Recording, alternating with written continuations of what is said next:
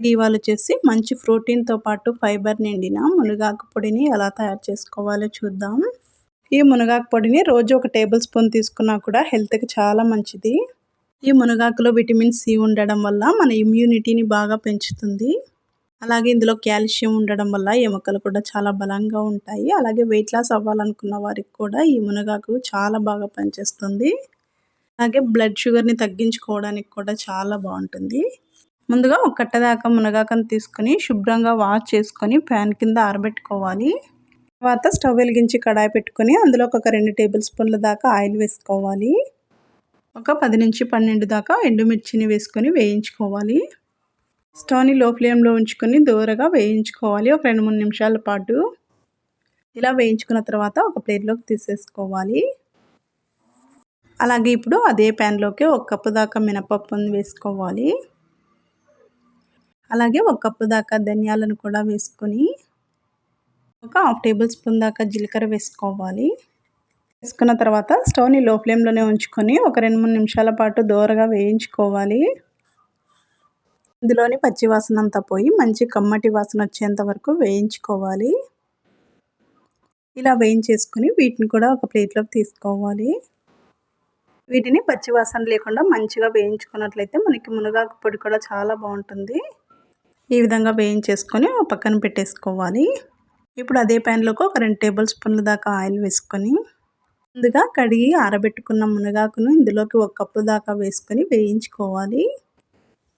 ఆకంతా బాగా దగ్గర పడేంత వరకు ఒక 2-3 నిమిషాల పాటు వేయించుకోవాలి.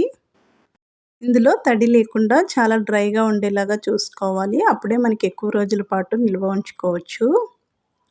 ఇలా ఒక 2-3 నిమిషాల పాటు వేయించుకున్నట్లయితే మునగాకంతా బాగా దగ్గర పడుతుంది. ఇలా మునగాకంతా ముద్దగా అయ్యేలాగా వేయించుకోవాలి. చల్లారిన తర్వాత పొడి పొడిగా అవుతుంది. ఇప్పుడు స్టవ్ ఆఫ్ చేసేసుకొని ఇదంతా ఒక ప్లేట్లోకి తీసుకోవాలి. ఇలా ప్లేట్లోకి తీసుకొని పూర్తిగా చల్లారేంత వరకు పక్కన ఉంచుకోవాలి. పూర్తిగా చల్లారిపోయాక ఒక మిక్సీ జార్ తీసుకొని ముందుగా వేయించుకున్న ఎండుమిర్చిని అలాగే ముందుగా వేయించుకున్న మినపప్పు, ధనియాలు, జీలకర్రని కూడా ఇందులోకి వేసుకొని మెత్తగా మిక్సీ పట్టుకోవాలి.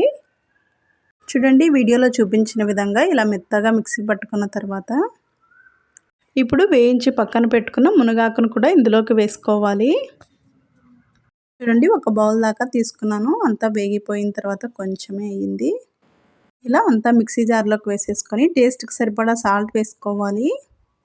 ఇందులోకి చిటికెడంతా పసుపు వేసుకొని మరొకసారి మెత్తగా మిక్సీ పట్టుకోవాలి. మరొకసారి ఇలా మెత్తగా మిక్సీ పట్టుకొని తీసుకోవాలి. ఇప్పుడు ఇందులోకి 10 నుంచి 12 దాకా పొట్టు తీయకుండా వెల్లుల్లిపాయలను వేసుకోవాలి.